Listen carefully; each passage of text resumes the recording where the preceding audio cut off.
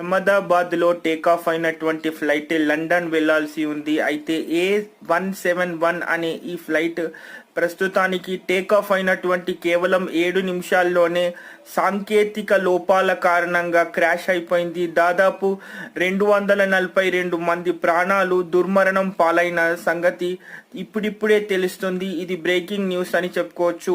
అయితే ఈ విషయం తెలిసినటువంటి Indian airlines the biggest black day in Indian airlines అని చెప్పడం జరిగింది. అయితే సాంకేతిక లోపాలు ఉన్నటువంటి ఫ్లైట్లో ఎందుకు ఇలాంటి ప్రయాణం చేశారు అని చెప్పడంతో అది లండన్ దాకా వెళ్తుందని భావించారు అని చెప్పడం జరుగుతుంది.